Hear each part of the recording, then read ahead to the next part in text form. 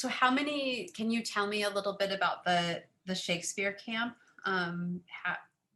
How does that function? So what we do is we put on a whole play in a week. We don't cut much. I mean, we cut what the way we do it is I send out the scripts about a month ahead of time. And theoretically, because they're teenagers, theoretically, the students learn arrive at camp knowing their lines. Some Uh-huh. people are really good at that. Some people are not so much. Um, but so but the idea is that you come to camp ready to work on the blocking and the staging and working with your fellow actors. Um, and so we practice like from 1 or 2 in the afternoon till about 8 o'clock with a couple of breaks every day. And then on Saturday, we show up about 10 in the morning and we go through the play one more time for a dress rehearsal.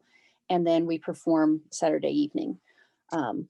So it's small scale, and um, our audience is composed primarily of family members. It's not like a big it's not like an SDSU production or anything. But it has been, I think it's really valuable for the kids because they're engaged in real work that, whenever I tell people this is something that they do, they're just like, you've got them to learn and perform Shakespeare, real Shakespeare. Yes, they can do it. Mhm. If you build it, they will come, kind of a thing. It's Mhm. so we have some props. We have homemade costumes. So they have evolved. um, and but yeah, primarily we're focused on I would say, it's focused on fun and learning, but um, we do we're not trying to be the Royal Shakespeare Company, but we are trying to do as good a performance as we can muster. Mhm. And how many high school students do you have involved typically? I think our first year we had 12. Our biggest year we had like 30. Wow. Yeah, so the first year people played multiple parts. The year that I had 30, we divided parts so that everybody, because my philosophy is that um, everybody who wants to be there gets a part, even Mhm. if it's a small part. And I don't hold auditions. These are all people that I've known Mhm. primarily. Um, so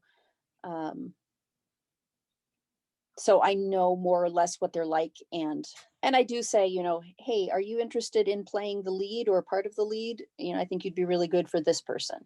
Uh-huh. Um, so I will feel people out, or if somebody says, I really don't want a small part this year, I have a summer job, I can't commit to learning 300 Sure. lines, but 30 is good, you know. Mhm. Interesting. So then you have repeat students, I take it? Oh yeah. Yep. Mhm. I had um, many people, because I think my my stated age group is rising eighth graders through completed seniors. Okay. So I did have some people who were there all 5 years or That 6 years, is however that works out. really Um, wonderful. yeah, so it is fun. Mhm. I guess my hope would be that we could embrace rather than drive out our diverse voices. Um, Mhm. I guess I just don't think that anybody really benefits from living in an echo chamber, irrespective of whether or not I agree with the opinions in the echo chamber. You know what I mean? I don't. If your ideas aren't challenged, you're never really accepting them. Because you've